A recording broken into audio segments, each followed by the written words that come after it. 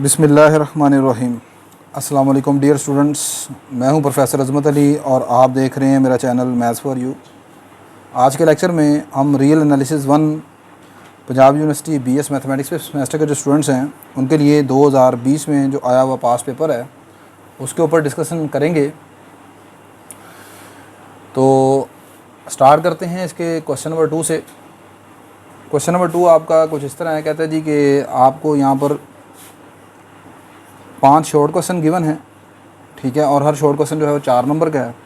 Question number 2 का जो first part है वो ये है कि स्टेटमेंट क्वेश्चन की कुछ इस तरह है, अगर टी आपका कोई पॉजिटिव रियल नंबर है then show that there exist a natural number n t such that, आपने प्रूव करना है कि 1/n जो है वो टी से स्मॉलर है और 0 से बिगर है, यानी 1/n जो है वो 0 और टी के दरमियान है। टी आपका पॉजिटिव रियल नंबर है, आपने प्रूफ करना है कि आपको एक नेचुरल नंबर एन टी मिलेगा सच डैट कि वो इस number natural number n t का जो रेसिप्रोकल है वो 0 और टी के दरमियान है, ठीक है। ये पेपर थोड़ा सा कंपैरेटिवली बाकी जो पास पेपर्स हैं उनकी निस्बत थोड़ा सा डिफ़िकल्ट है स्टूडेंट्स लेवल के हवाले से, और आर.जी. बार्टल जो है उसकी बुक को यहाँ पर जो पेपर सेटर है उसने फॉलो किया है। मैक्सिमम पेपर उसने आर.जी. बार्टल की बुक में से बनाया हुआ है। तो अच्छा नहीं जी, अब इसको प्रूफ करने के लिए यहाँ पर अगर आप मैं थोड़ा सा आपको इसको सॉल्व करें, अगर दोनों साइड पर आप एन टी ये जो नेचुरल नंबर है उससे मल्टीप्लाई कर दें तो ये इनक्वालिटी आपकी कुछ इस तरह बनेगी, 0 less than 1 1 less than t time n t, ठीक है, या एन टी टाइम टी आ जाएगा। तो या अब आप इसे ऐसे लिख सकते हैं कि n into t is greater than 1। तो अब इसको प्रूव करने के लिए मैं यहाँ पर आर्शिमिदियन जो प्रॉपर्टी है उसका इस्तेमाल करने जा रहा हूँ। अब बेटा आर्शिमिदियन प्रॉपर्टी जो है उसकी स्टेटमेंट आप जानते हैं कि अगर आपके पास यहाँ पर कोई से 2 रियल नंबर हो, x और y 2 रियल नंबर हैं और इनमें से एक x जो है वो आपके पास पॉजिटिव है और y के मतलब कोई इन्फॉर्मेशन नहीं है, y आपका पॉजिटिव हो सकता है, नेगेटिव भी हो सकता है। तो ऐसी सूरत में आपको एक इंटीजर n मिलेगा सच डैट पॉजिटिव इंटीजर, यानी एक नेचुरल नंबर n मिलेगा सच डैट कि इस नेचुरल नंबर का और एक इस पॉजिटिव रियल नंबर का जो प्रोडक्ट है nx ये हमेशा y से बड़ा होगा। ये आर्शिमिदियन प्रॉपर्टी की स्टेटमेंट है। अब मैंने ये चीज़ प्रूव करनी है कि एन टी डॉट टी जो है वो ग्रेटर देन 1 है। तो इसको इस आर्शिमिदियन प्रॉपर्टी के साथ आप ज़रा कंपैरिजन करें। तो मैं यहाँ पर कुछ रिप्लेसमेंट करने लगा हूँ, सब्स्टिट्यूशन कुछ करूँगा। तो मैंने लिखा जी in order to prove the required result, replace कर दें एन की जगह इस एन टी को, क्योंकि आपके जो क्वेश्चन है उसमें नेचुरल नंबर का नाम उसने एन टी रखा हुआ है, तो एन की जगह एन टी लिख दें, एक्स की जगह टी लिख दें, क्योंकि यहाँ पर आप देखें एन टी के साथ कौन सी चीज़ मल्टीप्लाई हो रही है, टी मल्टीप्लाई हो रहा है, तो एक्स की जगह टी आ गया और इस साइड पर यहाँ पर 1 है तो वाई की वैल्यू यहाँ पर मैंने 1 पुट कर दी इन 1। इसमें इस आर्शिमिदियन प्रॉपर्टी में ये तमाम सब्स्टिट्यूशन आप कर दें तो अब आपको क्या आंसर होगा यहाँ से। तो ये चीज़ आपके पास बन जाएगी n t dot t greater than आ जाएगा 1 से, और इसे आप लिख सकते हैं एन टी से आप दोनों साइड पर आप डिवाइड कर दें तो ये आ जाएगा T greater then 1/n T, ठीक है।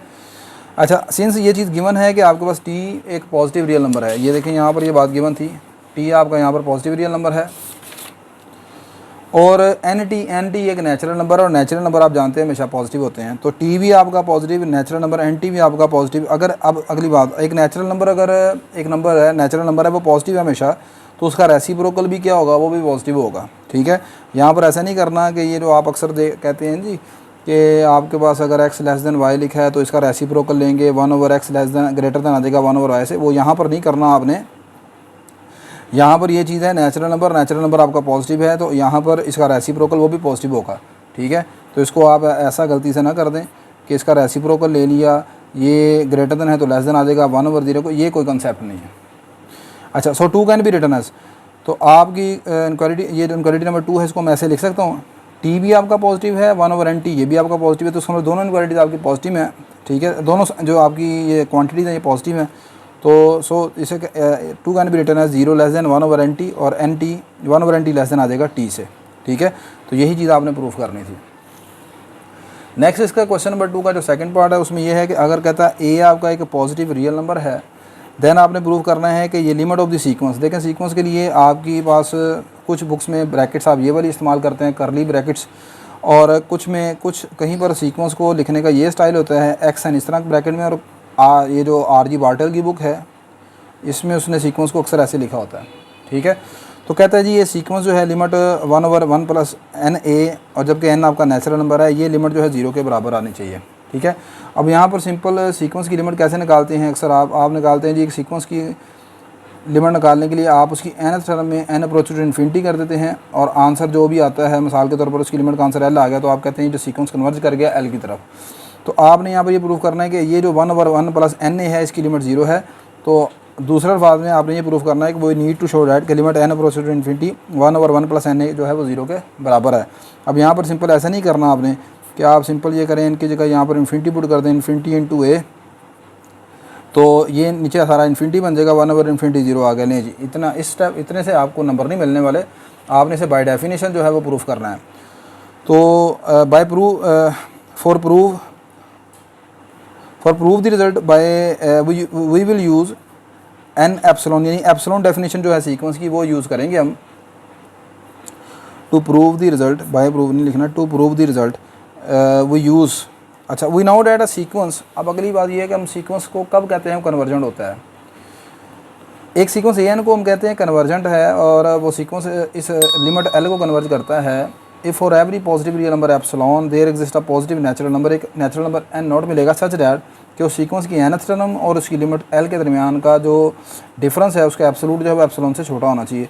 कब? जब आपका n greater than equal to n not से। तो ये डेफिनेशन है आपकी सीक्वेंस की। अच्छा, अब यहाँ पर मैंने so here we need to show that, अब हमने शो क्या करना है, ए एन की जगह यहाँ पर सीक्वेंस की nth टर्म आ गई 1/n प्लस एन ए प्लस 1, और लिमिट उसकी 0 है, ये यहाँ पर 0 लिख दिया, तो ये आ गया 1/n a minus 0 less than epsilon मेरे शो करना है।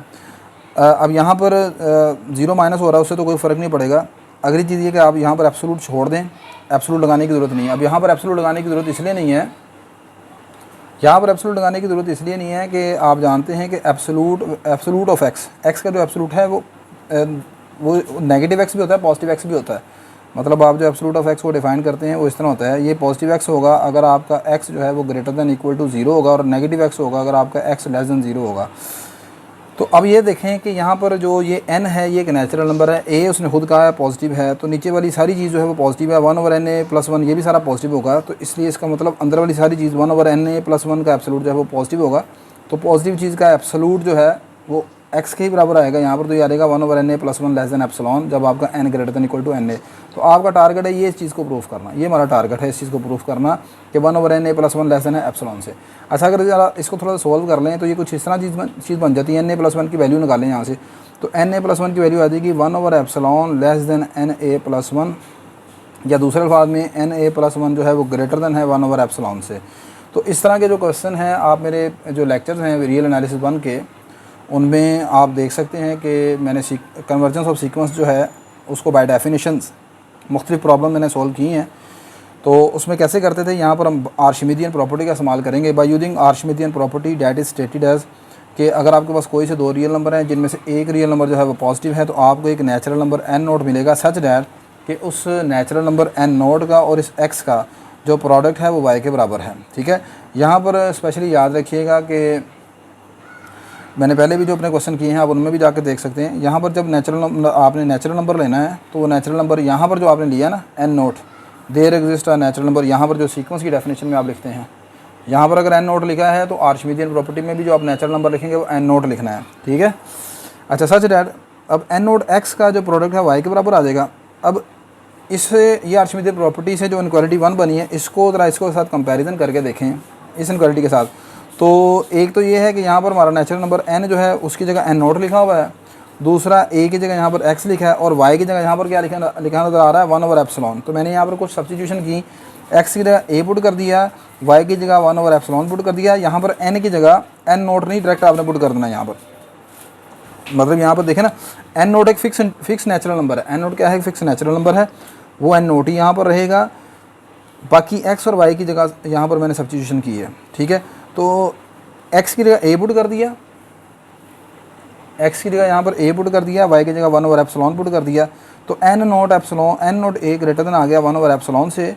या दूसरे फार्म में से हम लिख सकते हैं कि अगर यहाँ पर मैं दोनों तरफ रेसिप्रोकल ले लूँ तो साइन ऑफ इनक्वालिटी चेंज हो जाएगा, ये आ जाएगा 1/n naught a less than आ जाएगा एप्सिलॉन से, इसे 2 कह देते हैं मैंने। ठीक है, लेकिन मैंने प्रूव करना है कि n a प्लस 1, यहाँ पर प्लस 1 की कमी है। ठीक है, ये है 1/n0a लेस दैन एप्सिलॉन, इसे 2 कहते हैं। ज़रा आगे देखिए। अच्छा ये बताएं कि n0a बड़ा है या n0a+1 बड़ा है। आप कहेंगे जारी सी बात है n0a+1 जो है वो बड़ा होगा n0a से। अच्छा फिर दोनों तरफ यहाँ पर मैं रेसिप्रोकल ले लेता हूँ तो साइन ऑफ इनक्वालिटी चेंज हो जाएगी, जो चीज़ बड़ी है वो छोटी हो जाएगी। याद देखिए 1/n0a+1 छोटा हो जाएगा 1/n0a से। इसे 3 कह देते हैं। बाय कंबाइनिंग 2 एंड 3, 2 और 3 को कंबाइन कर लें तो आपकी जो 2 थी, आपकी 2 ये लिखी हुई है 1/n0a लेस दैन एप्सिलॉन, ठीक है। तो उसको जब इस तरह आप कंपैरिजन करेंगे, ये आ जाएगा, कंबाइनिंग करेंगे, ये आ जाएगा 1/n0a+1 लेस दैन है 1/n0a से, और आगे से 1/n0a किससे छोटा था, एप्सिलॉन से। तो इसका मतलब ये सारी चीज़ आ जाएगी एप्सिलॉन से छोटी। यही हमने प्रूफ करना था। हमने प्रूफ करना था ये कि 1/na+1 जो है वो छोटा आना चाहिए एप्सिलॉन से। ये हमारा टारगेट है। ये देखें हमारा टारगेट ये है 1/na+1 लेस दैन एप्सिलॉन से। लेकिन अभी हमने क्या प्रूफ किया है, अभी हमने प्रूफ किया है कि 1/n0a+1 लेस दैन एप्सिलॉन से। मतलब ये जो हमने चीज़ प्रूफ की है, ये हमने सिर्फ अभी एक नेचुरल नंबर के लिए प्रूफ की है। हमने ये प्रूफ करना है कि ये सारा रिजल्ट, ये इनक्वालिटी दुरुस्त है जब आपका n0 से बड़ा या बराबर है। यानी तमाम नेचुरल नंबर जो n0 से बड़े हैं या बराबर हैं उनके लिए ये इनक्वालिटी होल्ड करती है। मैंने लिखा 4 is hold only for natural number n0। ये इनक्वालिटी, ये आपने सिर्फ प्रूफ किया है एक नेचुरल नंबर n0 के लिए। यहाँ पर जब आप आर्शिमीदियन प्रॉपर्टी में ये बात लिखते हैं तो आर्शिमीदियन प्रॉपर्टी में आपने ये बात लिख के आते हैं कि अगर x और y आपके पास रियल नंबर हैं, x positive real number, then there exist n, एक नेचुरल नंबर आपको मिलता है। There exist a natural number n0, ठीक है, एक नेचुरल नंबर मिलता है आपको। तो इसका मतलब ये जो आर्शिमीदियन प्रॉपर्टी ये एक नेचुरल नंबर के लिए होल्ड करती है। तो एक नंबर के लिए आपने ये प्रूफ कर दिया कि 1/n0a+1 लेस देन है एप्सिलॉन से। लेकिन अगर आप कहीं ये प्रूफ कर दें कि 1/na+1 एप्सिलॉन से छोटा है तमाम n0 या n0 से बड़े नंबरों के लिए, तो फिर ये आपके पास क्या हो जाएगी, रिजल्ट प्रूफ हो जाएगा। नहीं, 4 is hold only for natural number n0, we need to show that का result is also hold for all n greater than equal to n0। ले जी, मैंने लिखा जब आपका n0 से बड़ा या बराबर है तो अब ये वाली सारी चीज़ बनानी है मैंने na, तो दोनों तरफ a से मल्टीप्लाई कर दिया। a से मल्टीप्लाई किया तो साइन ऑफ इनक्वालिटी चेंज नहीं होगा क्योंकि आपका a जो है वो क्या है, पॉजिटिव है। अच्छा अब दोनों तरफ मैंने 1 को ऐड कर दिया, na+1, इधर भी आ गया n0a+1। दोनों तरफ आप रेसिप्रोकल ले लेंगे, याद आएगा 1/na+1 less than equal to 1/n0a+1। इसे मैं 5 कहता हूँ, ये 5 है, ये हमारे पास 4 है, ठीक है। इस 4 और 5 को अगर आप कंबाइनिंग कर लें तो कंबाइन करेंगे तो आ जाएगा 1/na+1। तो ये आ जाएगा जी na+1 less than equal to 1/n0a+1 less than epsilon आ जाएगा। सेंटर वाले पार्ट को आप छोड़ दें तो ये आ जाएगा 1/na+1 लेस देन एप्सिलॉन, जब आपका n जो है वो क्या है, n0 से बड़ा या बराबर है। और यही आपने प्रूफ करना था, which is required to prove, ठीक है। नेक्स्ट क्वेश्चन नंबर 2 का थर्ड पार्ट देखते हैं जी। नेक्स्ट बेटा आपका क्वेश्चन नंबर 2 का जो थर्ड पार्ट है उसमें आपने ये जो सीरीज़ एक आपको दी हुई है इसकी कन्वर्जेंस और डाइवर्जेंस के मतलब आपने बताना है। ये आसान क्वेश्चन है, तो लेट कर लेता हूँ। इसकी जो nth टर्म है वो an है और उसको लिख लिया 1/n। देन मैं यहाँ पर रेशो टेस्ट का इस्तेमाल करूँगा, तो रेशो टेस्ट में आपने यहाँ पर an+1 जो है वो कैलकुलेट करनी है। तो an+1 आ जाएगा 1/n+1 का फैक्टोरियल।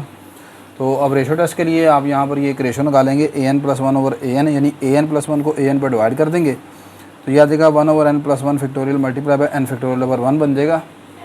यह आ जाएगा n फैक्टोरियल ओवर, यहाँ पर आप n+1 का फैक्टोरियल ओपन कर देंगे, याद आएगा बेटा n+1 इंटू n फैक्टोरियल।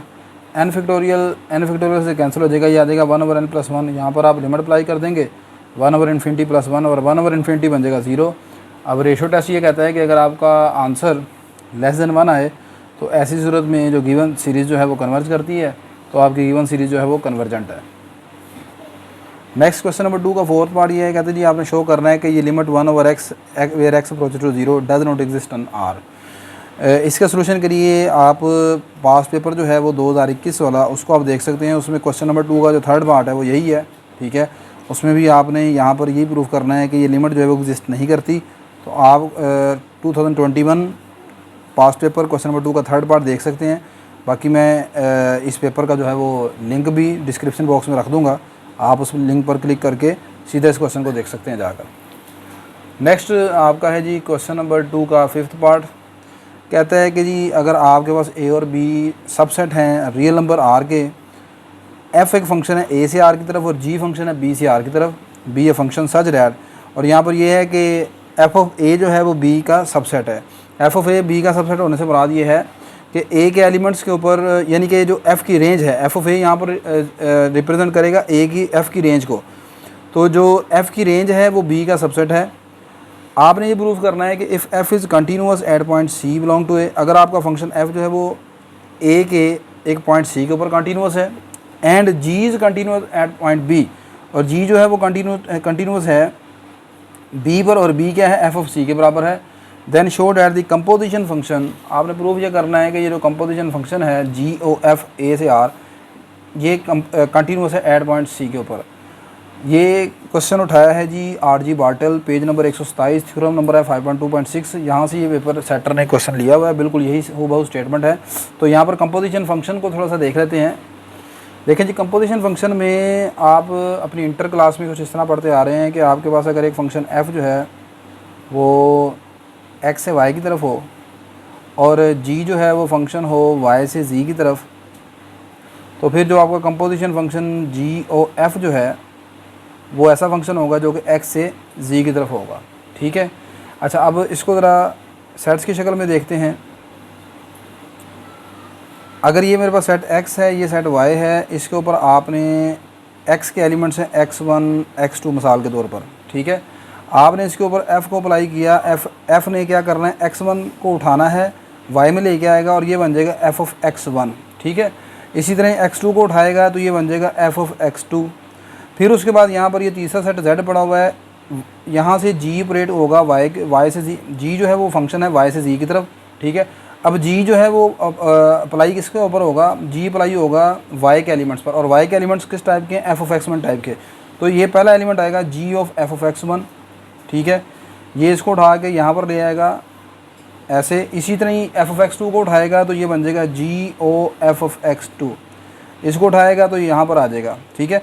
आपने ये प्रूव करना है कि ऐसी सूरत में ये जो फंक्शन बनता है आपका जी ओ एफ, ये कंपोजिशन फंक्शन है। ठीक है। ये आपने दिखाना है ये कंटिन्यूस होगा। अब ये कंटिन्यूस किस टाइप के नंबर पर होगा, एफ कंटिन्यूस है x is equal to c type के नंबरों पर, ये उसने लिखा था। और जी जो है वो कंटिन्यूस है, जी किस टाइप के नंबरों पर कंटिन्यूस होगा, जिनके ऊपर एफ अप्लाई किया हुआ है। तो जी उसने कहा था कंटिन्यूस होगा बी के ऊपर, और बी जो है वो ऐसे नंबर हैं जिनके ऊपर एफ अप्लाई किया है, यानी कि बी जो है वो एफ ऑफ सी के बराबर है। सही है।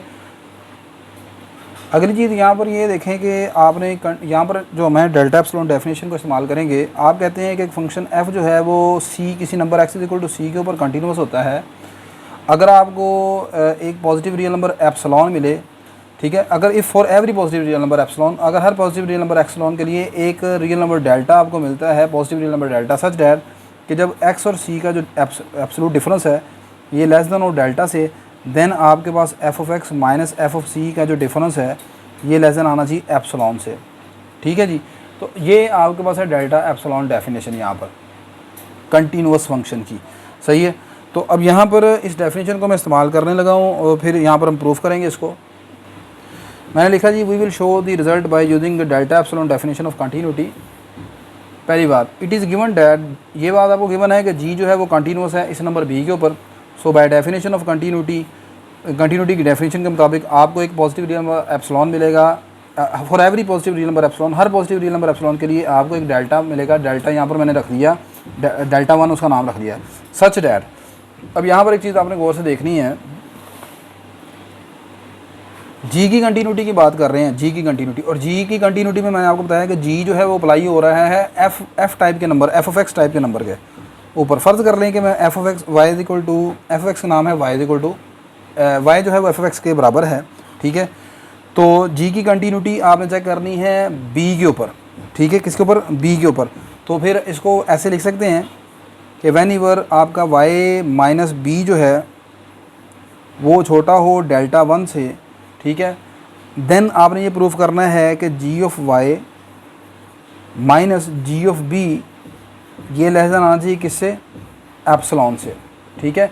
अच्छा, अब ज़रा इसको गौर से और देखें थोड़ा सा मज़ीद से कि y जो कि हमारे पास था एफ ऑफ एक्स के बराबर, तो इसे मैं ऐसे भी लिख सकता हूँ कि वैन जब आपका f of x minus b कौन है, एफ ऑफ सी है, whenever f of x minus f of c छोटा हो डेल्टा 1 से, तो आपने ये प्रूफ करना है अब कि जी ऑफ y की जगह पे क्या क्या पुट करने लगा हूँ, g of f of x minus g of B.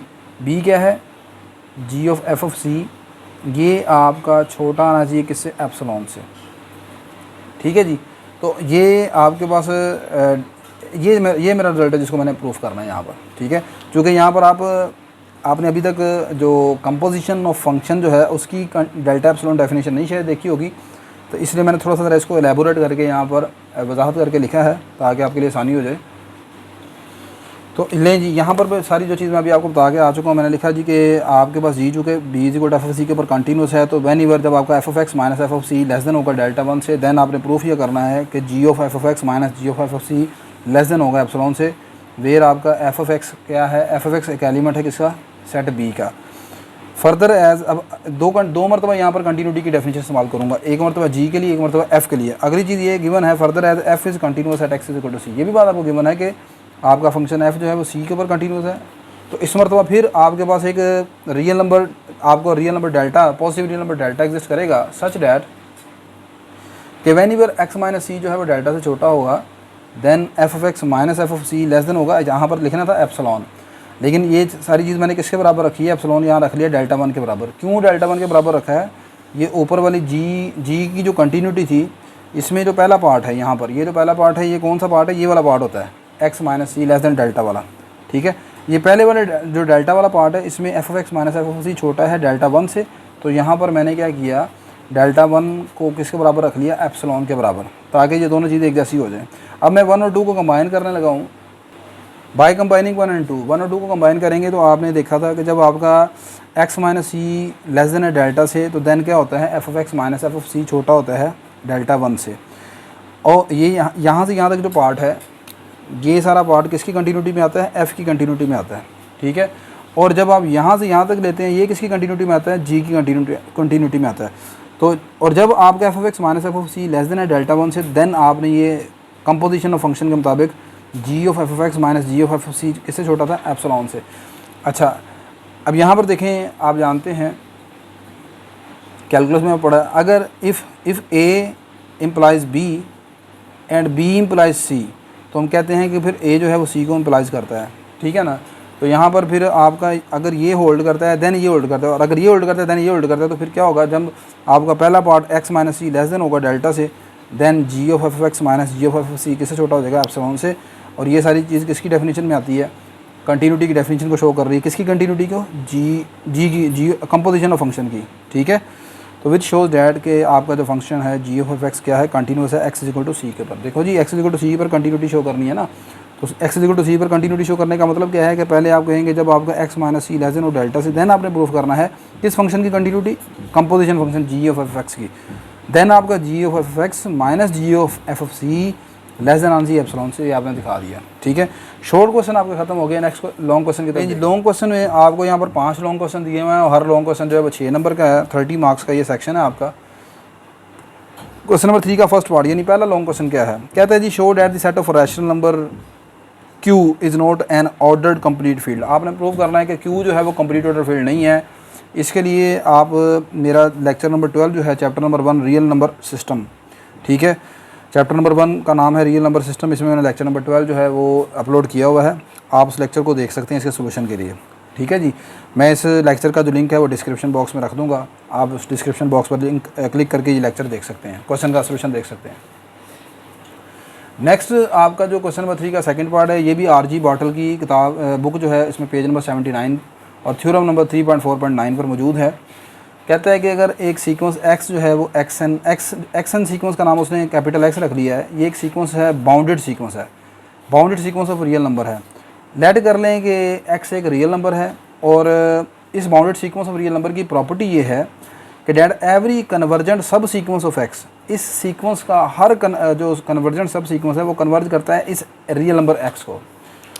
बात को गौर से देखिएगा, ये एक सीक्वेंस xn है, ये एक बाउंडेड है, ये बाउंडेड सीक्वेंस है। इस बाउंडेड सीक्वेंस की क्वालिटी ये है कि इस बाउंडेड सीक्वेंस का हर जो कन्वर्जेंट सब सीक्वेंस है, सब सीक्वेंस आप जानते हैं कि ऐसा सीक्वेंस है जो किसी सीक्वेंस की कुछ टर्म्स को डिलीट करके, कुछ टर्म्स को ख़त्म करके आप हासिल करते हैं, जिस तरह सब सेट का कॉन्सेप्ट होता है, सब सेट का कॉन्सेप्ट, इसी तरह सब सीक्वेंस होता है। तो इस सीक्वेंस के अंदर एक खूबी ये है कि एक तो ये बाउंडेड है, दूसरा इसका हर कन्वर्जेंट सब सीक्वेंस जो है वो कन्वर्ज करता है इस रियल नंबर x को। देन आपने प्रूफ ये करना है कि देन द सीक्वेंस x, ये जो सीक्वेंस x है ना, ये भी x को कन्वर्ज करेगा। ठीक है, ये सीक्वेंस भी x को कन्वर्ज करता है। मिसाल के तौर पर अगर मेरे पास एक सीक्वेंस xn जो है उसकी nth टर्म है 1/n, ठीक होगी बात ये। अब इस सीक्वेंस की nth टर्म 1/n है, तो आप इसके जो कन्वर्जेंट इसके सब सीक्वेंस रख लें। अब सब इसको ज़रा अगर आप ओपन करें तो सीक्वेंस की टर्म तो बनेंगी इस तरह, n की जगह 1 पुट करेंगे 1 आ जाएगा, n की जगह 2 पुट करेंगे 1/2 आ जाएगा, फिर n की जगह 3 पुट करेंगे 1/3 आ जाएगा, अप टू सोन ये प्रोसीजर चलता जाएगा। अब एक सीक्वेंस बनाने लगा हूँ जो कि इसका सब सीक्वेंस होगा। ठीक है, और वो कैसे बन रहा है, इसकी कुछ टर्म्स को उठाकर। मिसाल के तौर पर वो सीक्वेंस है मेरे पास x2n, यानी इवन वाली जो टर्म्स हैं वो उठा लेता हूँ। अब इसको अगर आप ओपन करते हैं ये बनेगा 1/2, 1/4, 1/6। अब आप ये देख सकते हैं कि ये जो है ये इसका सब सीक्वेंस है। ठीक है, ये कैसे हासिल हुआ कि ये आपके पास इसकी कुछ टर्म्स यानी कि जो ओड वाली टर्म हैं उनको मैंने ख़त्म कर दिया, तो ये आपके पास इवन वाली जो टर्म बची हैं उनसे ये बना है, तो ये इसका है सब सीक्वेंस। अब अगली बात ये है कि ये जो सीक्वेंस सब सीक्वेंस है इसकी अगर आप लिमिट निकालते हैं ना, limit n approaches to infinity x2n, वो आपके पास निकलेगी 0 के बराबर। ऐसे ही है ना, n की जगह इन्फिनिटी पुट करें ये 0 आ जाएगा।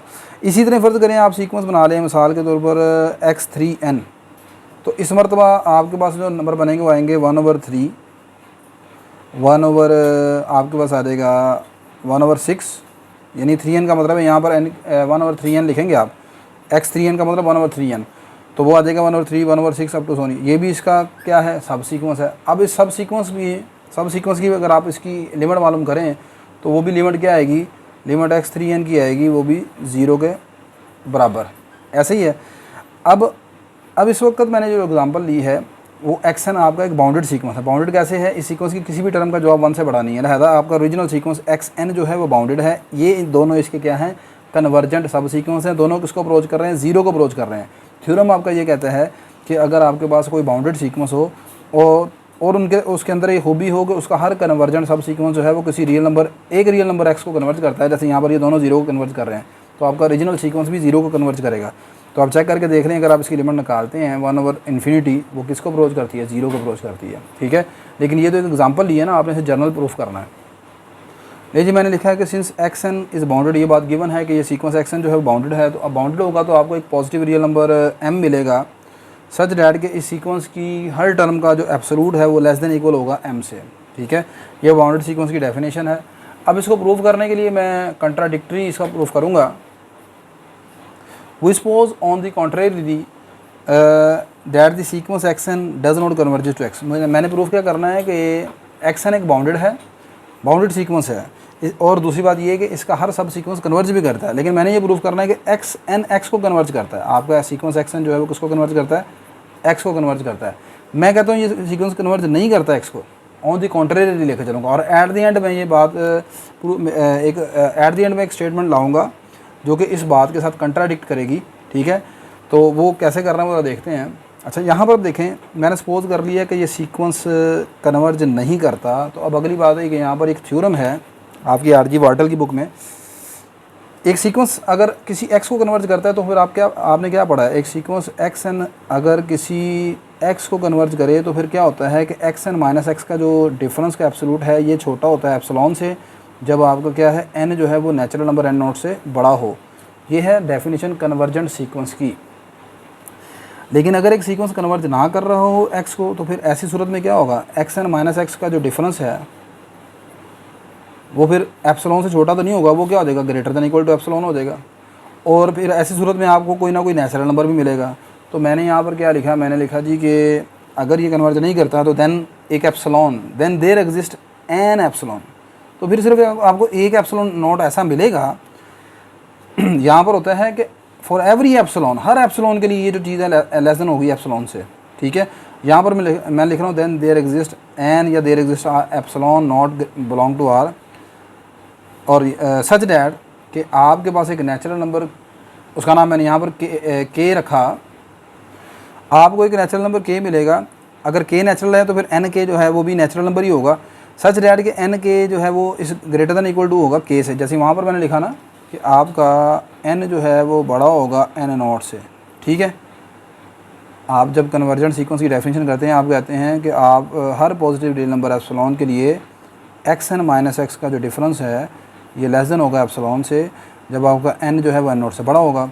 अच्छा, अब अगली बात अगर गौर करें, x के नीचे सीक्वेंस के नीचे अगर इसकी टर्म n है तो मैंने यहाँ पर n लिखा है, n greater than equal to, किससे ग्रेटर दैन इक्वल टू है, इस नेचुरल नंबर जिसकी मैंने बात की है, there exist a natural number n not, ठीक है।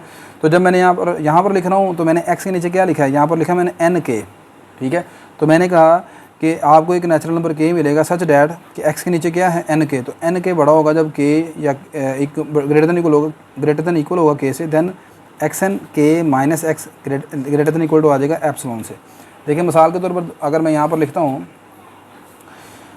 इसकी nth टर्म का नाम रख लेता हूँ यहाँ पर मैं एक्स एम mth टर्म रख लेता हूँ, और ये कन्वर्ट कर रहा हूँ मिसाल के तौर पर x को, तो मैं लिखूँगा एक्स एम माइनस एक्स छोटा होगा एप्सिलॉन से, जब आपका m जो है वो बड़ा हो, बराबर हो किससे, जिस नेचुरल नंबर की मैंने बात की है। अगर मिसाल के तौर पर n नोट की बात की तो n नोट लिखूँगा, अगर मैंने बात की है n स्टार की तो मैं यहाँ पर n स्टार लिख दूँगा, और अगर मैंने बात की है कि नेचुरल नंबर मेरा k है तो मैं यहाँ k लिख दूँगा, ठीक है। अब यहाँ पर अगर x के नीचे m है तो यहाँ m आ गया, यहाँ पर x के नीचे n k है तो फिर यहाँ पर मैंने n k लिख दिया, ठीक है। तो अब यहाँ पर इसे मैंने इनक्वालिटी नंबर 1 कह दिया। अगली चीज़ यहाँ पर एक्स एन के क्या है, ये एक सब सीक्वेंस है किसका, इस सीक्वेंस x का, और उसका नाम मैंने यहाँ पर x डैश रख दिया, ठीक है। आपने जो डिफरेंट बुक्स पढ़ी हैं या जो मेरे पहले लेक्चर देखे हैं उनमें मैंने सीक्वेंस के लिए जो नोटेशन इस्तेमाल की है वो इस तरह इस ब्रैकेट्स में इस तरह लिखी हुई है, ठीक है। यहाँ पर एक तो क्वेश्चन में जो पेपर सेटर है उसने यहाँ पर जो सीक्वेंस के लिए सिंबल यूज़ किया है, जो नोटेशन यूज़ की है ये आपकी राउंड ब्रैकेट को इस्तेमाल किया है, और फिर उसका नाम जो है उसने इस तरह सेट की शक्ल में लिखा हुआ है। तो मैं भी यहाँ पर यही नोटेशन को इस्तेमाल कर रहा हूँ इसलिए। लेकिन जी मैंने लेट कर लिया कि एक्स डैश जो है वो इस सब सीक्वेंस एक्स एन के को शो कर रहा है। अब अगली बात ये चीज़ आपको गिवन थी, since x n is bounded, ये बात गिवन है कि एक्स एन आपका बाउंडेड सीक्वेंस है, और ये बाउंडेड किससे है, एम से बाउंडेड है। यानी शुरू में हम लिख के आए हैं ना कि एक्स एन जो है वो स्मॉलर इक्वल है एम से for all n belong to n. तो मैंने लिखा था कि x जो है वो बाउंडेड है m से, सो इट्स सब सीक्वेंस, अगर सीक्वेंस बाउंडेड है तो फिर उसका सब सीक्वेंस भी हमेशा क्या होता है, बाउंडेड होता है। सो इट्स सब sequence x n k is also bounded by m। सो तो एक्स एन के जो है वो भी लेस देन इक्वल होगा m से। अब अगली बात, आपने एक इंपॉर्टेंट थ्योरम पढ़ा है बोल्ज़ानो-वीस्टरस थ्योरम। बोल्ज़ानो-वीस्टरस थ्योरम ये कहता है कि Bolzano Weierstrass theorem which states that every bounded sequence has a convergent subsequence. एक तो ये चीज़ याद रखिएगा, जब भी आप किसी थ्योरम का रेफरेंस दें तो थ्योरम की स्टेटमेंट लाजमी लिखनी है बीच में आपने, ठीक है। यहाँ पर सारा जो मैं लिख कर आपको समझा रहा हूँ इसका एक फ़ायदा ये तो है कि चलें आपको क्वेश्चन की समझ आती है, दूसरा ये कि पेपर की प्रेजेंटेशन आपने किस तरह रखनी होती है उसका भी आपको आइडिया हो जाता है, ठीक है। तो मल्टीपल्स आपके पास यहाँ पर बेनिफिट्स हैं। अच्छा, मैंने लिखा कि बोल्ज़ानो-वीस्टरस थ्योरम ये कहता है कि हर बाउंडेड सीक्वेंस जो है उसका कन्वर्जेंट सब सीक्वेंस होता है। एवरी बाउंडेड सीक्वेंस है कन्वर्जेंट सब सीक्वेंस। सो लेट फ़र्ज़ कर लें कि एक्स डबल डैश, इस मरतबा मैंने क्या किया, यहाँ पर देखें जब सीक्वेंस था एक्स एन तो उसके नीचे एक्स के नीचे एन लिखा, जब सब सीक्वेंस की बात की तो फिर एन के नीचे एक और सफिक्स आ गया के, तो एक्स एन के बन गया सब सीक्वेंस। अब जब सब सीक्वेंस का दोबारा सब सीक्वेंस लूँगा तो फिर एक और सफिक्स आ गया आर। तो मैंने लेट कर लिया कि लेट कर लें x double dash x n के r is a convergent subsequence of x dash. पहले एक्स डैश कौन है, ये सब सीक्वेंस है एक्स का। फिर बोल्ज़ानो-वीस्टरस थ्योरम ने कहा था कि अगर कोई सीक्वेंस बाउंडेड हो तो उसका कन्वर्जेंट सब सीक्वेंस होता है। तो एक्स एन के ये बजाते खुद एक सब सीक्वेंस है, लेकिन ये भी बाउंडेड है एम से, लिहाजा इसका भी एक सब सीक्वेंस आपको मिलेगा, उसका नाम मैंने रख लिया एक्स एन के आर। और ये कौन है, ये कन्वर्जेंट सब सीक्वेंस है। अब कन्वर्जेंट सब सीक्वेंस है तो जाहिर सी बात है फिर ये किसी ना किसी रियल नंबर एक्स को कन्वर्ज करेगा ना। अब अगली बात गौर से देखिएगा,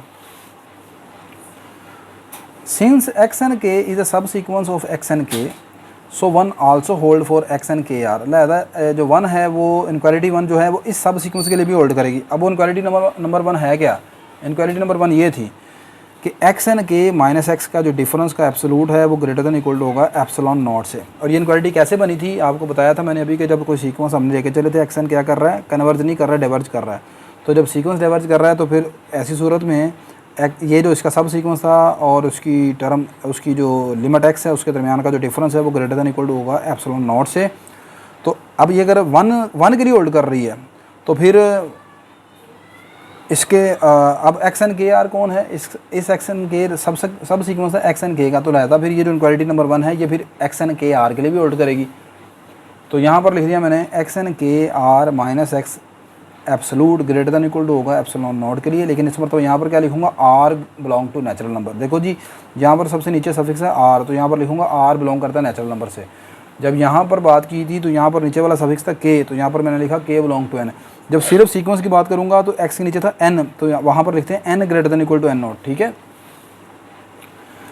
तो ये आ गया जी आपके पास ग्रेड, इसे मैंने क्वालिटी नंबर 2 कह देता हूँ। अब अगली बात, एज एक्स एन के इज अ कन्वर्जेंट सब सीक्वेंस, लेकिन ये जो सीक्वेंस है ये तो कन्वर्ज कर रहा था, कन्वर्जेंट सब सीक्वेंस है। कैसे कन्वर्जेंट सब सीक्वेंस है, बॉल्जिनो-वीस्टर थ्योरम ने कहा था, बॉल्जिनो-वीस्टर थ्योरम कह रहा था कि आपके पास अगर ये सीक्वेंस एक्स एन के जो है वो कन्वर्जेंट हो तो इसका सब सीक्वेंस भी कन्वर्जेंट होगा, तो एक्स एन के आर भी कन्वर्जेंट सब सीक्वेंस होगा।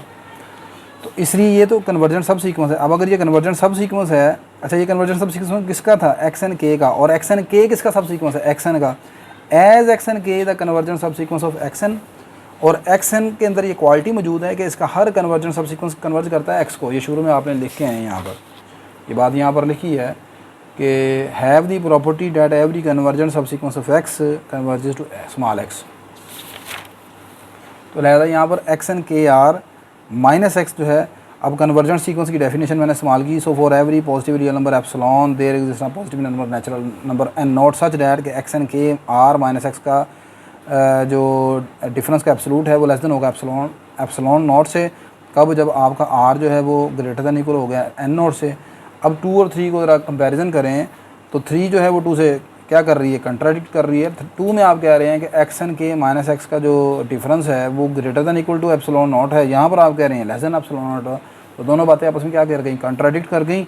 सो आवर सपोजिशन इज रॉन्ग। ये क्या शो कर रहा है कि हमारी जो सपोजिशन थी, सपोजिशन क्या थी कि आपने कहा था कि सीक्वेंस एक्स एन जो है वो एक्स को कन्वर्ज नहीं करता, ये आपकी सपोजिशन थी। ये इस बात के साथ हमारी कंट्राडिक्ट कर गई। हेंस सीक्वेंस क्या शो करता है, ये सीक्वेंस क्या है, एक्स को कन्वर्ज कर रहा है। नेक्स्ट जनाब आपके पास क्वेश्चन नंबर 3 का थर्ड पार्ट, ये भी आर.जी. बार्टल की बुक है, आपके पास पेज नंबर 101 के ऊपर थ्योरम नंबर 4.1.8 है। हो सकता है शायद ये मेरे पास क्योंकि पुराना एडिशन है शायद इसलिए पेज नंबर चेंज हो सकता है, लेकिन थ्योरम 4.1.8 यानी चैप्टर नंबर 4 में है। ये क्या कहता है जी, एक फंक्शन एफ है जो कि ए से आर की तरफ डिफाइंड है, सी एक क्लस्टर पॉइंट है। क्लस्टर पॉइंट क्या होता है, क्लस्टर पॉइंट कह लें या लिमिट पॉइंट कह लें। लिमिट पॉइंट या क्लस्टर पॉइंट का कॉन्सेप्ट आप मैट्रिक्स स्पेस में पढ़ के आ चुके हैं। A point x is equal to c is called cluster point of A if every open sphere centered at x is equal to c contain at least one point of A other than c। ठीक है, तो ये limit point का concept है यहाँ पर, यानी cluster point या लिमिट पॉइंट यहाँ पर। तो ये चीज़ आप पढ़ चुके हैं, इसका खैर यहाँ पर ज़्यादा थ्योरम में तो प्रूफ इस्तेमाल नहीं होगा, लेकिन उसने ये कहा है कि c क्या है, क्लस्टर पॉइंट है A का, then the following 1 and 2 are equivalent. तो लिहाजा ये नीचे 2 स्टेटमेंट आपको दी गई हैं, दोनों कहते हैं इक्विवेलेंट है। इक्विवेलेंट होने का मतलब ये है कि अगर वन ट्रू है तो फिर सेकंड ट्रू है, और अगर सेकंड ट्रू है तो फिर फर्स्ट ट्रू है। ये आपने प्रूव करना है, यानी if and only if condition वाला जो काम होता है वो होता है। तो if and only if condition को वो समटाइम ऐसे भी लिख देता है इक्विवेलेंट। अच्छा, इक्विवेलेंट क्या आपने प्रूव करना, आपने पहले ये चीज़ प्रूव करनी है कि इस फंक्शन एफ की जो लिमिट है ना एक्स अप्रोच टू सी के ऊपर, अगर एल के बराबर है तो देन आपने ये स्टेटमेंट प्रूव करनी है कि for every sequence x n in A, तो ए के अंदर हर सीक्वेंस एक्स एन के लिए डैट कन्वर्जेस टू सी, जो कि सी को कन्वर्ज करता हो, सच डैट के एक्स एन और सी जो है वो आपस में कभी भी बराबर नहीं आते, for all n belong to natural number. ये जो सीक्वेंस है फंक्शन का एफ ऑफ एक्स एन, ये कन्वर्ज करेगा एल को। यानी कि आपने ये कहता है कि अगर आपके फंक्शन की लिमिट एल के बराबर है तो फिर आपने ये प्रूव करना है कि अगर आपने कोई सीक्वेंस उठाया ए के अंदर, मिसाल के तौर पर सीक्वेंस ए के अंदर होने से क्या मुराद है, मिसाल के तौर पर मेरे पास सीक्वेंस है x n is equal to 1/n। आप इसकी टर्म उठाएं, इसकी टर्म बनती है, पहली टर्म आएगी 1, फिर आएगी 1/2, फिर आएगी 1/3, फिर आएगी 1/4, अप टू 7 चलता रहेगा। आप अगर गौर करें तो इसकी तमाम टर्म जो हैं, अगर मैं ए ये रख लूँ, ए रख लेता हूँ जी, मिसाल के तौर पर मैं ओपन इंटरवल 0 से ओपन और 1 की तरफ से क्लोज, तो आप देख सकते हैं कि ये सीक्वेंस है इसकी हर टर्म इस ए के अंदर मौजूद है। तो ये मतलब होता है कि किसी सीक्वेंस का किसी सेट के अंदर होना चाहिए। तो for every sequence x n in A that converges to c, अब ये सीक्वेंस किसको कन्वर्ज कर रहा है, 0 को कन्वर्ज कर रहा है।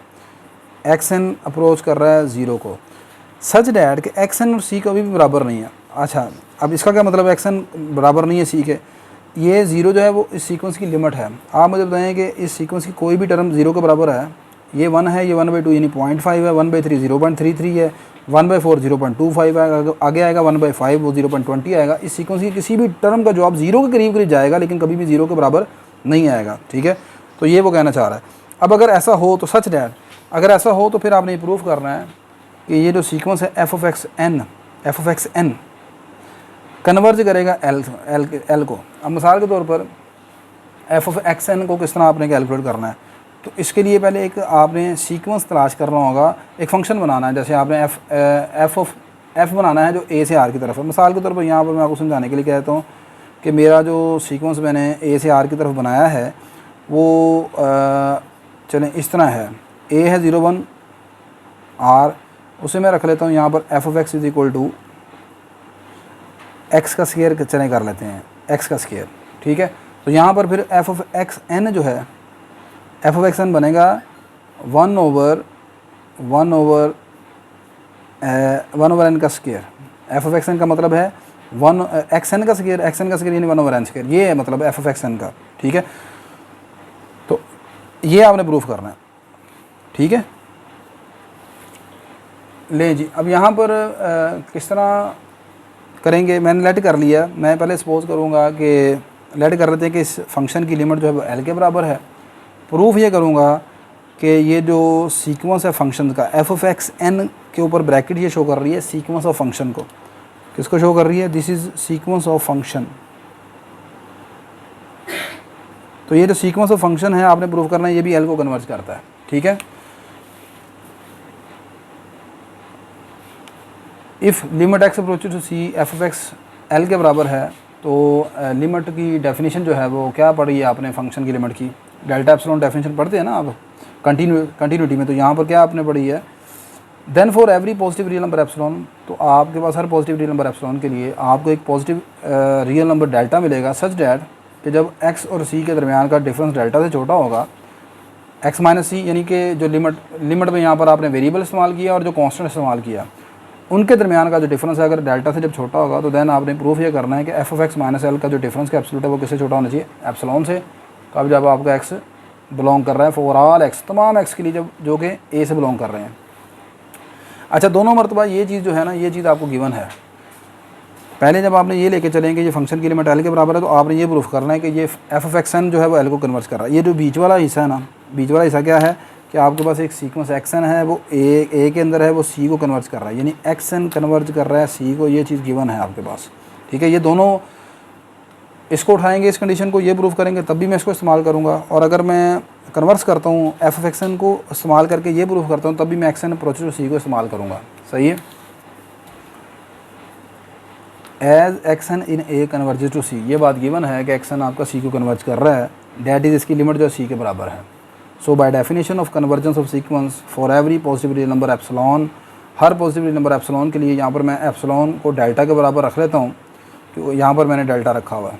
ठीक है, there exist a natural number n not such that कि जब आपका x n minus c less than होगा डेल्टा से for all n greater than equal to n not. आपने कन्वर्जेंट सीक्वेंस की डेफिनेशन पढ़ी है। कन्वर्जेंट सीक्वेंस में क्या होता है, एक रियल नंबर एल को आप कहते हैं कि वो एक सीक्वेंस ए एन की लिमिट है, अगर ए एन और इसकी लिमिट के दरमियान का जो डिफरेंस है वो किसी पॉजिटिव रियल नंबर एप्सिलॉन से छोटा होना चाहिए, कब, जब आपका एन जो है वो एन नॉट से बड़ा हो।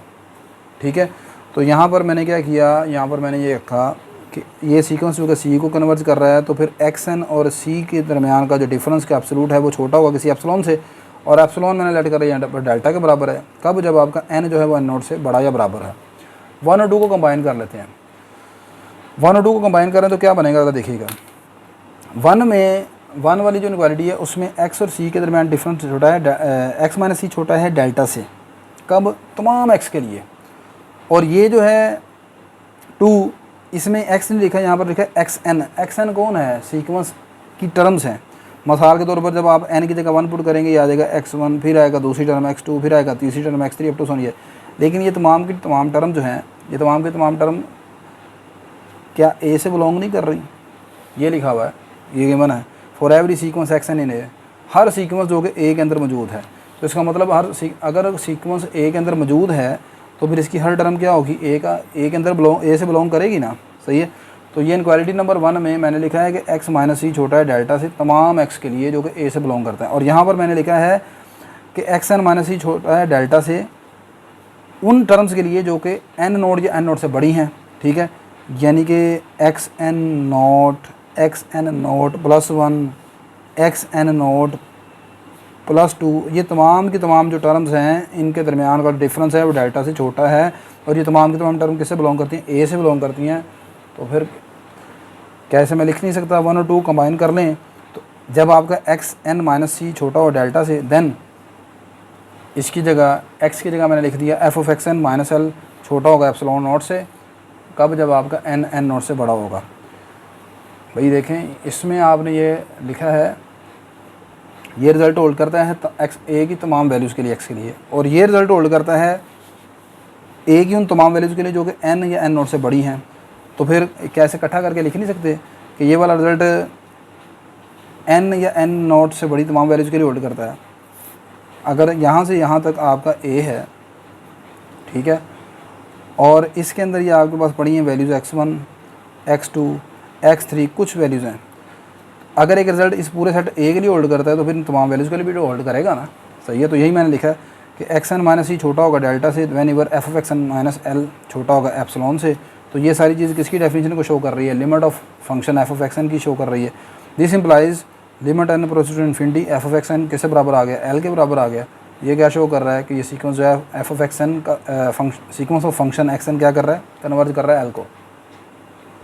लेकिन कन्वर्सली अब सपोज कर लेते हैं कि ये जो सीक्वेंस है ना आपका f of x n function जो इसकी लिमिट जो है वो एल के बराबर है।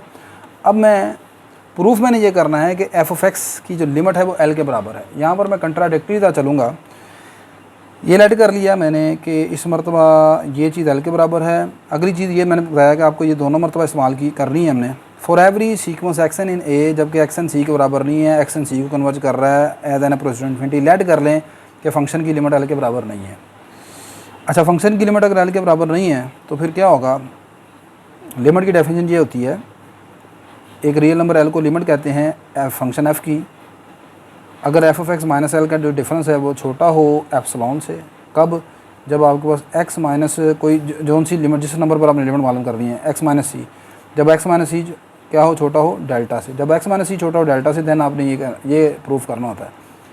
अब अगर आप कहते हैं कि रियल नंबर एल इसकी लिमिट नहीं है तो फिर क्या होगा, फिर कोई ना कोई एक आपको एप्सिलॉन ऐसा मिलेगा कि वहाँ पर f of x minus L का जो एब्सोल्यूट है वो लेस देन एप्सिलॉन नहीं होगा, वो greater than equal to epsilon होगा, ठीक है।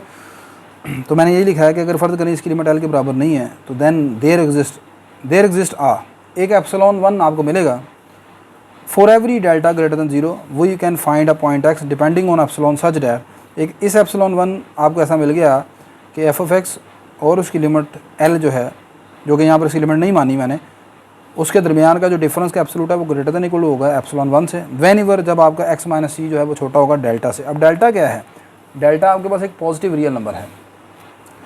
मैंने लेट कर लिया कि फॉर दिस होल्ड पर्टिकुलरली मैंने यहाँ पर डेल्टा रख लिया 1/n के बराबर।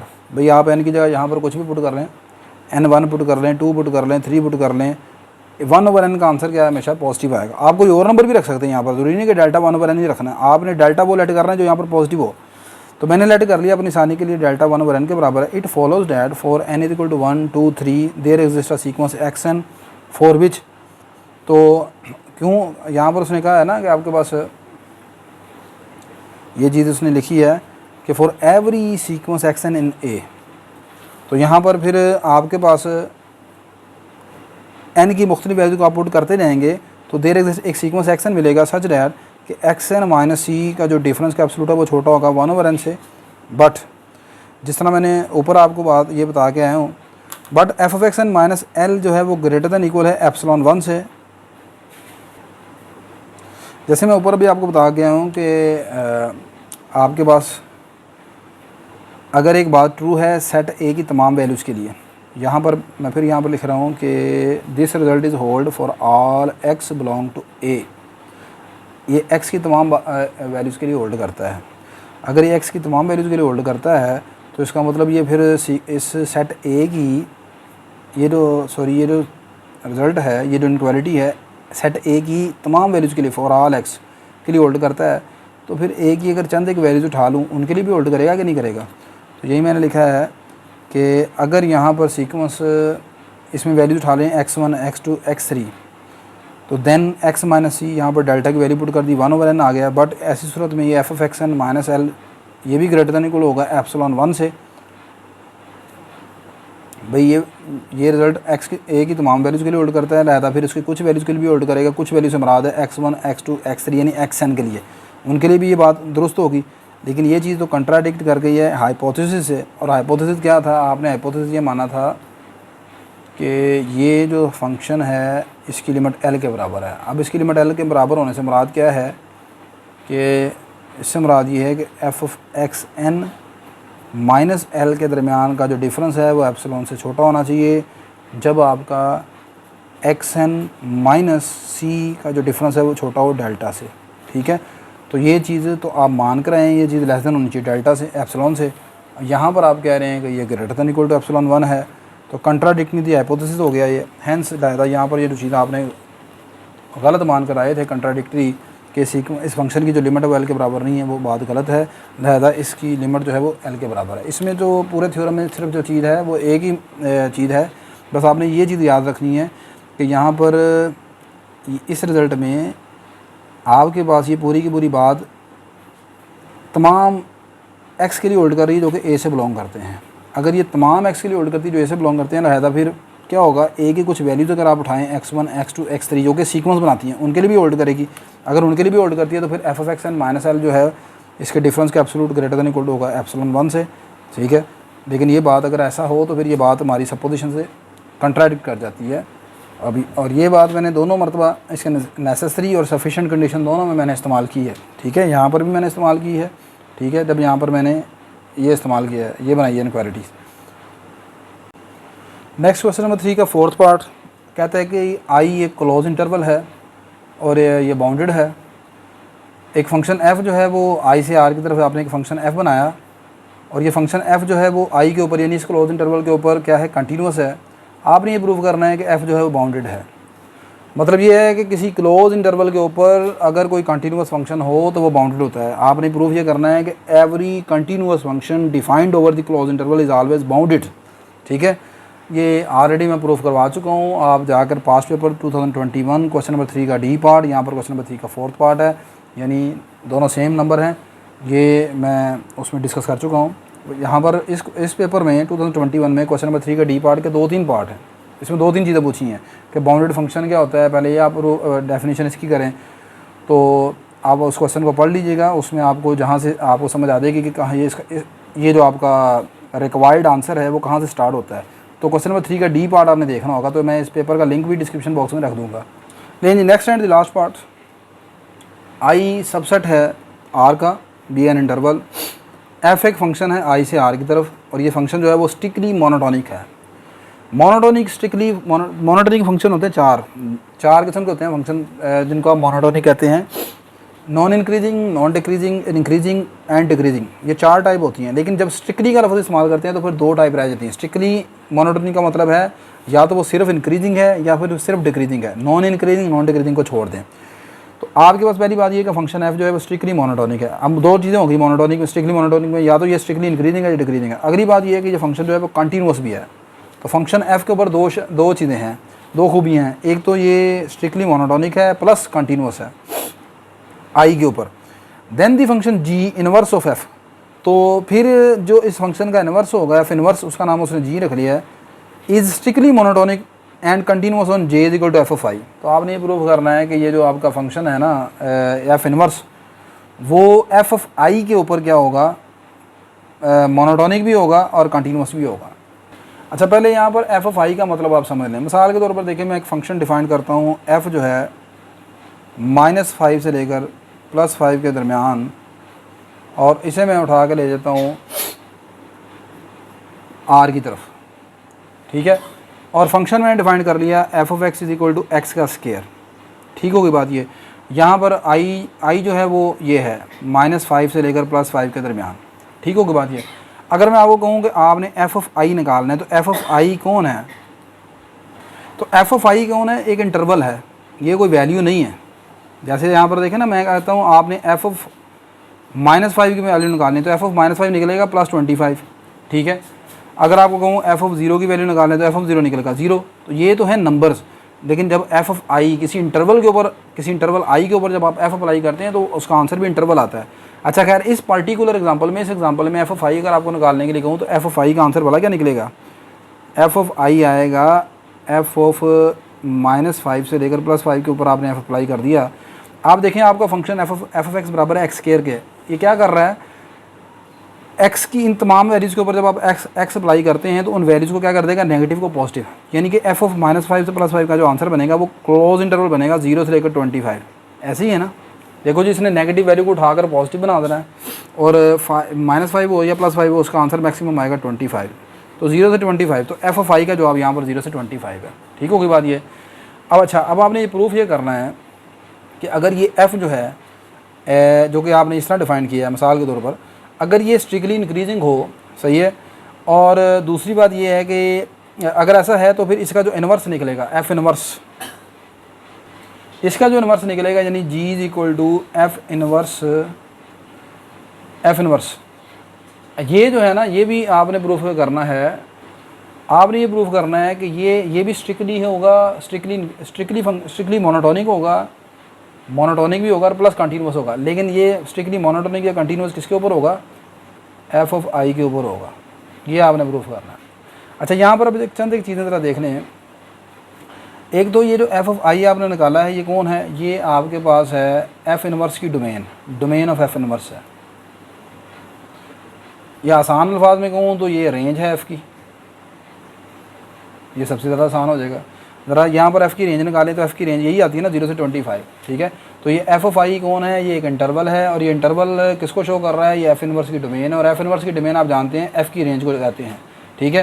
तो एक्चुअली आपने ये प्रूफ करना है कि अगर एफ फंक्शन एफ जो है वो स्ट्रिक्टली हो और कंटिन्यूस हो फंक्शन आई के ऊपर, तो इसका जो इनवर्स निकलता है, ठीक है, वो आपके पास एफ ऑफ आई या रेंज ऑफ एफ जो बनेगी उसके ऊपर क्या होगा? हमेशा स्ट्रिक्टली मोनोटोनिक होगा और कंटिन्यूस होगा। ये आपका टारगेट है प्रूफ करना।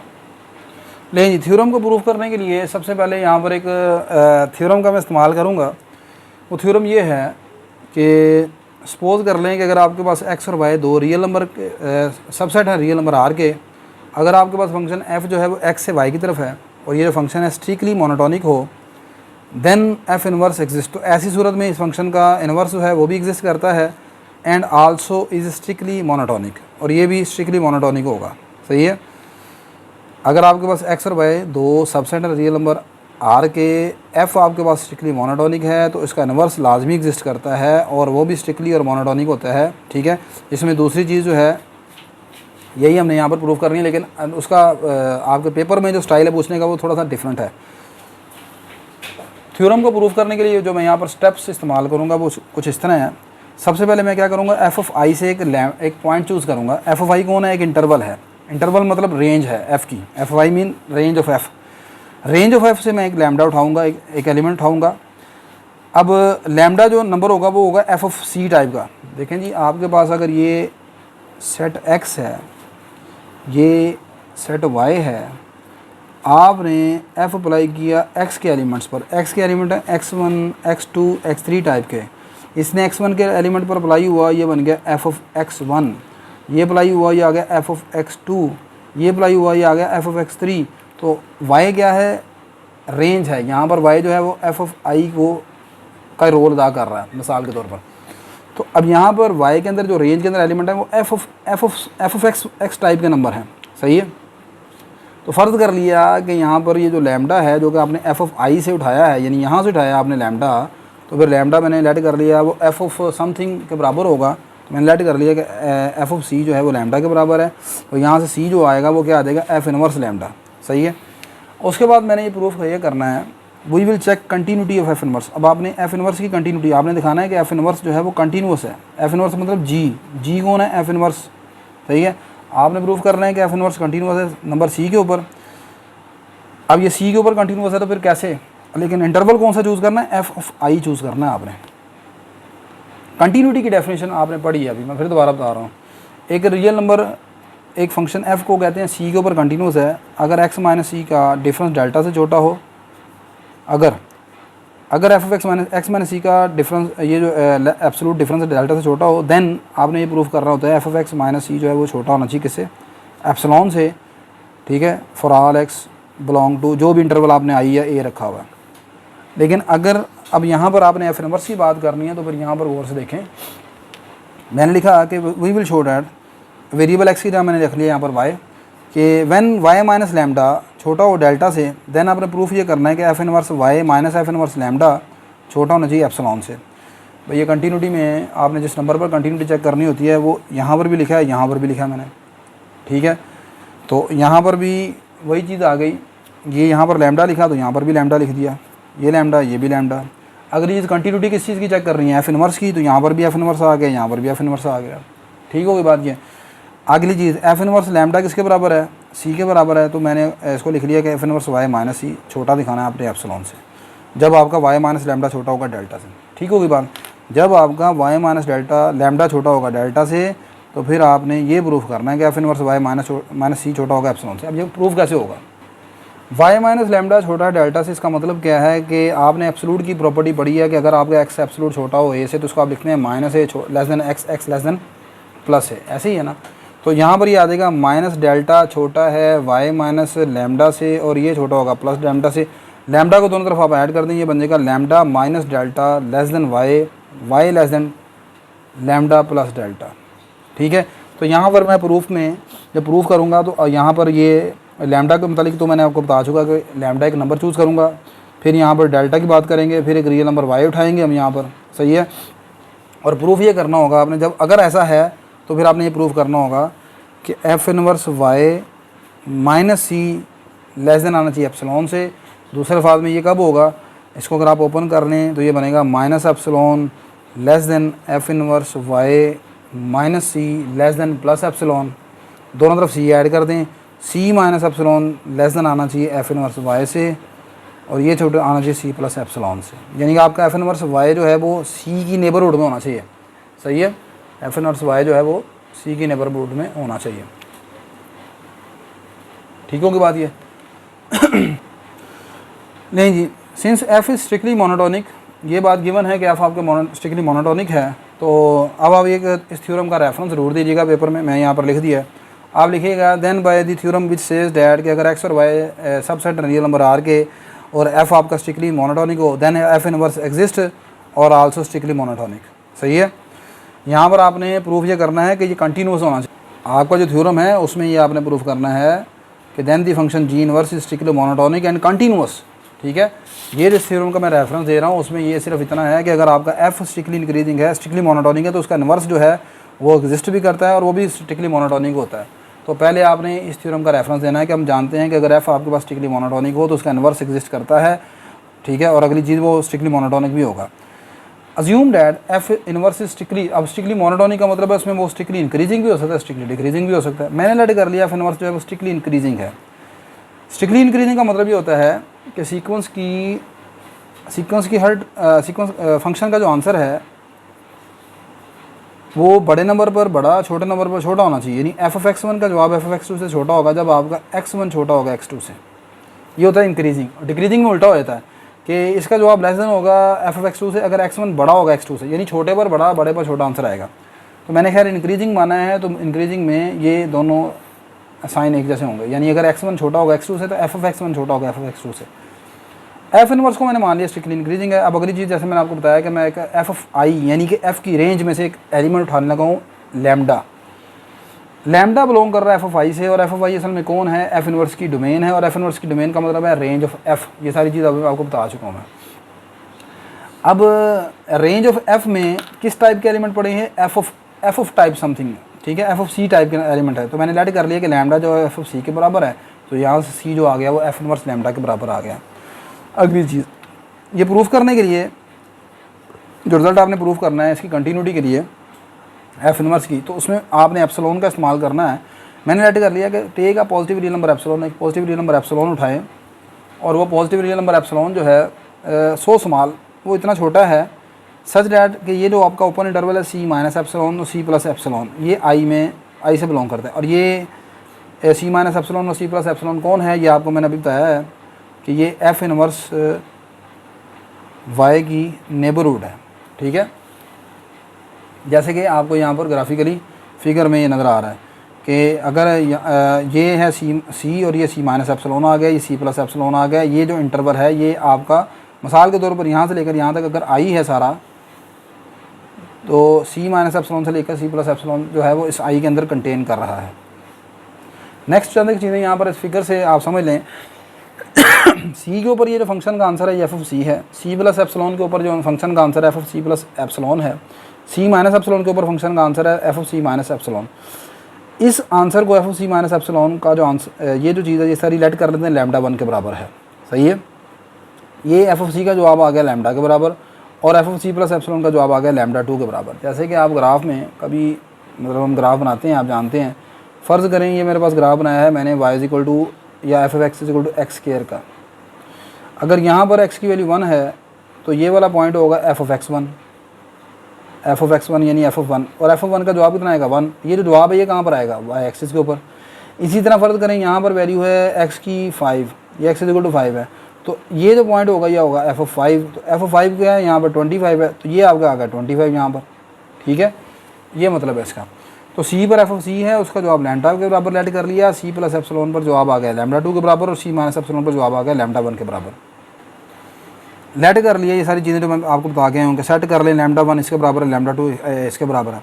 Since f is strictly increasing, function चूँकि आपका स्ट्रिक्टली इंक्रीजिंग है, तो स्ट्रिक्टली इंक्रीजिंग में आप मैंने अभी बताया कि बड़ी वैल्यू पर बड़ा जवाब, छोटी वैल्यू पर छोटा जवाब। तो फिर क्या होगा, आप गौर करें, फिगर से नज़र आ रहा है कि आपके पास लैम्डा 2 सबसे बड़ा होगा, यानी ये इस पर फंक्शन का आंसर ये जो इमेज है यानी कि इस पर फंक्शन का आंसर लैम्डा 2 ये सबसे बड़ा होगा, फिर लैम्डा होगा, फिर लैम्डा 1 होगा। तो लैम्डा 1 छोटा आ गया लैम्डा से, लैम्डा छोटा आ गया लैम्डा 2 से, as shown in figure above. अब अगली बात, ये जो 3 नंबर हैं लैम्डा 1, लैम्डा और लैम्डा 2, इनसे ज़रा गौर कीजिएगा। ये जो डिफरेंस निकलेगा ये डिफरेंस क्या होगा, ये होगा डिफरेंस लैम्डा माइनस लैम्डा 1, ऐसे ही है। और ये वाला डिफरेंस क्या होगा, ये होगा लैम्डा 2 माइनस लैम्डा। अब ये दोनों डिफरेंस आपस में बराबर भी हो सकते हैं और मुख्तलिफ भी हो सकते हैं। फ़र्ज़ कर लेते हैं कि ये जो 2 डिफरेंस निकले हैं लैम्डा माइनस लैम्डा 1 और लैम्डा 2 माइनस लैम्डा, एक डिफरेंस है लैम्डा 2 माइनस लैम्डा और एक है लैम्डा माइनस लैम्डा 1। मुझे नहीं पता इन दोनों में से कौन बड़ा है और कितना बड़ा है। मैं फ़र्ज़ कर लेता हूँ कि इन दोनों में से जो भी मिनिमम है ना, जो भी मिनिमम, मिसाल के तौर पर अगर ये 5 है और ये 3 है तो फिर मिनिमम कौन होगा, लैम्डा माइनस लैम्डा 1। वो जो मिनिमम है ना, एक नंबर डेल्टा उठा रहा हूँ, वो इसके मिनिमम से भी छोटा है। ठीक है, मिसाल के तौर पर लैम्डा 2 की वैल्यू अगर फ़र्ज़ कर लें कि आपके पास है जी 15 के बराबर, लैम्डा बराबर है यहाँ पर 10 के बराबर, और लैम्डा 1 की वैल्यू हम रख लेते हैं मिसाल के तौर पर 8 के बराबर। ठीक है, तो यहाँ पर लैम्डा माइनस लैम्डा 1 ये वाला जो डिफरेंस है ये कितना रह जाएगा, ये आ जाएगा 2 के बराबर, और लैम्डा 2 माइनस लैम्डा वो आ जाएगा 5 के बराबर। अब 5 और 2 में से जो मिनिमम है, मिनिमम कौन हुआ, मिनिमम आ गया आपके पास 2 के बराबर, मिनिमम 2 हो गया। आपने जो डेल्टा उठाना है वो 2 से छोटा होना चाहिए। सही है, मिसाल के तौर पर आप डेल्टा 1 उठा लेते हैं, आप 0.5 उठा लेते हैं, ये कहना चाह रहा हूँ मैं। अब ये चीज़ आगे मैं लिख रहा हूँ, if we choose delta is less than minimum of lambda minus lambda 1 और लैम्डा 2 माइनस, इन दोनों में से छोटा जो है वो लैम्डा है, then for all y belong to f of I, तो आपके तमाम वाई जो एफ ऑफ आई से बिलोंग कर रहे हैं। अब ये एफ ऑफ आई का मतलब क्या है पता है आपको, ये जो वाई एक्सिस है ना, यहाँ से यहाँ तक ये जो सारा है जिस पर ये ग्राफ आपने बनाया है, f of I mean range of F. Range of F कहाँ पर लाई करती है, हमेशा वाई एक्सिस के ऊपर, डोमेन यहाँ पर एक्स एक्सिस के ऊपर होती है। तो ये जो एफ ऑफ आई में से अगर मैं कोई भी वाई उठाता हूँ, यहाँ से इस पूरी पट्टी में से कोई वाई उठा रहता हूँ, और वो वाई इस तरह का है कि वो लैम्डा माइनस डेल्टा से बड़ा और लैम्डा प्लस डेल्टा से छोटा हो, तो इट फॉलोज डैट, देखो जी लैम्डा माइनस लैम्डा 1 जो है वो 2 था, यहाँ पर एग्जांपल में आपके पास 2 था, मैंने डेल्टा उठाया इस मिनिमम से भी छोटा, मतलब आपके पास जो डेल्टा है ना वो इन दोनों के दरमियान ये जो डिफरेंस है ना उससे भी छोटा है, यानी इतना इतना इतना जो आपके पास हाइट है ना वो डेल्टा की है, या अगर ये छोटा है तो फिर इतनी हाइट ये डेल्टा है। ठीक है, मैंने लेट कर लिया कि लैम्डा में से डेल्टा को माइनस करें, जो आंसर आता है उस वो वाई उससे बड़ा है, और लैम्डा में डेल्टा प्लस कर लें तो फिर वाई उससे छोटा है। इट फॉलोज डैट के ऐसी सूरत में आपका लैम्डा वन जो होगा वो हमेशा छोटा होगा लैम्डा माइनस डेल्टा से, और आगे लैम्डा माइनस वाई छोटा है वाई से, और वाई छोटा है लैम्डा प्लस डेल्टा से, और लैम्डा प्लस डेल्टा छोटा होगा लैम्डा टू से। ये चेक करके नहीं जी, ज़रा इस चीज़ को दोबारा देखें। ये जो मैंने लिखा कि आपने एक ऐसा वाई उठाना है कि वाई जो है वो लैम्डा माइनस डेल्टा से बड़ा होना चाहिए और लैम्डा प्लस डेल्टा से छोटा होना चाहिए, देन इससे ये रिज़ल्ट निकलता है। ये कैसे है, मैंने यहाँ पर सिर्फ समझाने के लिए आपको एक पर्टिकुलर वैल्यूज उठाई हैं। लैम्डा वन की कीमत हमने 8 रख ली थी, लैम्डा टू 10 के बराबर था, लैम्डा टू 15 के बराबर था। मैंने कहा था डेल्टा इन दोनों का मिनिमम है, लैम्डा माइनस लैम्डा वन यहाँ से निकालेंगे 2 आ गया, लैम्डा टू माइनस लैम्डा निकालेंगे 15 माइनस 10 5 आ गया, इन दोनों का मिनिमम 2 आ गया। तो आपने आपका जो डेल्टा है वो 2 से छोटा होना चाहिए, तो मैंने लेट कर लिया डेल्टा जो है वो 1 के बराबर है। 2 से छोटा आप 1.5 भी रख सकते हैं, 1.6 जो भी रख सकते हैं, मैंने लेट कर लिया डेल्टा जो है 1 से छोटा है। अब आपने अगर वाई उठाया है इस इनक्वालिटी के दरमियान में से, वो कैसे बनेगा, लैम्डा माइनस डेल्टा, लैम्डा की कीमत 10 माइनस डेल्टा की कीमत आपने 1 लेट की, आगे आ गया लैम्डा प्लस डेल्टा, लैम्डा की कीमत 10 डेल्टा की कीमत 1, ये बन गया 9 less than y, y less than 11। अब अगली बात जो यहाँ पर देखने वाली वो मैंने ये लिखा हुआ है, ये मैंने कहा है कि अगर ऐसा हो तो फिर आपका लैम्डा वन का जवाब हमेशा लैम्डा माइनस डेल्टा से छोटा होगा या ज़्यादा से ज़्यादा बराबर हो सकता है, और वो चीज़ वाई से छोटी होगी। अब आपका वाई इन दोनों के दरमियान है। अब चेक करके देख लें कि लैम्डा वन का जवाब कितना है, 8 है, लैम्डा माइनस डेल्टा का जवाब कितना निकला है, वो 9 है। लैम्डा माइनस डेल्टा का जवाब निकला 9, तो ये बात दुरुस्त है ना कि लैम्डा वन यानी 8 छोटा है लैम्डा माइनस डेल्टा से यानी 9 से, आगे वो छोटा है किससे, वाई से, 9 छोटा है वाई से, और वाई आगे से किससे छोटा है, 11 से, और फिर ये सारी चीज़ किससे छोटी है, लैम्डा प्लस डेल्टा से। लैम्डा प्लस डेल्टा कौन है, 11 हो गया, फिर ये छोटा है होगा किससे, लैम्डा टू से, लैम्डा टू कौन कितना है, 15 है, ठीक है, या ज़्यादा से ज़्यादा बराबर हो सकता है। तो ये आप यहाँ पर देख सकते हैं। तो यही मैंने लिखा है, यहाँ पर मैंने एक वाई डिफ़ाइन कर लिया इस तरह, लैम्डा माइनस डेल्टा से बड़ा और लैम्डा प्लस डेल्टा से छोटा। फिर उसके बाद मैंने लिखा कि ये जो लैम्डा माइनस डेल्टा होगा ये लैम्डा वन से बड़ा होगा और लैम्डा प्लस डेल्टा छोटा होगा लैम्डा टू से। Since F inverse strictly increasing, चूँकि आपका एफ इनवर्स जो है वो भी स्ट्रिक्टली इंक्रीजिंग है, चूँकि आपने पीछे क्या क्या है ना कि अगर एफ स्ट्रिक्टली इंक्रीजिंग है तो उसका इनवर्स भी स्ट्रिक्टली इंक्रीजिंग होगा। तो स्ट्रिक्टली इंक्रीजिंग है तो फिर बड़ी पर बड़ा आंसर और छोटे पर छोटा आंसर। तो ये सबसे छोटा आंसर एफ इनवर्स लैम्डा पर, ये छोटा होगा दरमियान में से वाई, और ये वाले दोनों पार्ट छोड़ दिए मैंने, यानी लैम्डा वन को उठा लिया, वाई को उठा लिया, लैम्डा टू को उठा लिया यहाँ पर। अब ये कौन कौन से पार्ट आपने उठाए हैं, एक तो एफ इनवर्स वाई जिसको हमने कंटिन्यूस दिखाना है, दूसरा ये लैम्डा वन और लैम्डा टू जो आपने सेट किए थे। अब लैम्डा वन किसके बराबर है यहाँ पर लैम्डा वन बराबर है f of c minus epsilon के। लैम्डा वन की वैल्यू है f of c minus epsilon के। तो यहाँ पर अगर आप एफ़ को दूसरी तरफ शिफ्ट कर दें, दोनों तरफ इन्वर्स ले लें, तो ये आ जाएगा एफ इनवर्स लैम्डा वन किसके बराबर आ जाएगा, सी माइनस एप्सिलॉन के। सही है, तो ये इसकी जगह मैंने लिख दिया सी माइनस एप्सिलॉन, यहाँ पर आ गया सी प्लस एप्सिलॉन, दोनों तरफ सी को ऐड कर दिया, तो ये रह जाएगा minus epsilon less than f inverse y minus c less than epsilon. तो अब इसको अगर आप इस तरह एब्सोल्यूट के फॉर्म में क्लोज कर लें, आ जाएगा F inverse y minus c less than epsilon. ये इनक्वालिटी कब आपने प्रूव की, जब आपने ये लेके चले थे किसको, y minus lambda less than delta को। इसको ये क्या है, इसको ज़रा ओपन करके देखें ना आप, ये इनक्वालिटी आपने कब प्रूव की है, जब आप इसको लेके चलें। और ये क्या है, इसको अगर आप ओपन करें तो ये बनता है इस तरह, minus delta y minus lambda less than delta, दोनों तरफ डेल्टा लैम्डा आप ऐड कर दें तो ये आ गया lambda minus delta less than y, ये आ गया लैम्डा प्लस डेल्टा। ठीक है, जब आपका ये रिजल्ट यानी ये चीज़ दुरुस्त होगी तो आपने ये प्रूफ करनी थी। तो इसलिए यहाँ पर ऊपर मैंने लैम्डा माइनस डेल्टा वाई जो निकाला था वो लैम्डा माइनस डेल्टा और लैम्डा प्लस डेल्टा के दरमियान में निकाला था। सही है, तो ये हो गया जी प्रूफ आपके पास। Since lambda is arbitrary point in F I, चूँकि लैम्डा आपके पास एफ आई यानी रेंज ऑफ एफ के दरमियान एक आर्बिट्रेरी पॉइंट था, और इस लैम्डा के लिए आपने ये प्रूफ कर दिया कि एफ इनवर्स वाई जो है वो कंटिन्यूस है सी के ऊपर। So F inverse is continuous over the close whole interval F I. ठीक है, तो पेपर ये थोड़ा सा कंपेरेटिवली बाकी पेपर्स की निस्बत लेंथी है, डिफरेंट भी है, मुश्किल भी था। तो आई होप कि आपको कुछ हेल्प इससे मिली होगी। मेरी ये वीडियो अगर आपके लिए हेल्पफुल है तो मेरी वीडियो को आपने लाजमन लाइक कीजिएगा, शेयर कीजिएगा, चैनल को सब्सक्राइब कीजिएगा। इंशाल्लाह नेक्स्ट लेक्चर में हम एक नई चीज़ को डिस्कस करेंगे, किसी न्यू पेपर को। तो तब तक के लिए मुझे इजाज़त दीजिए। अल्लाह हाफ़िज़ जी।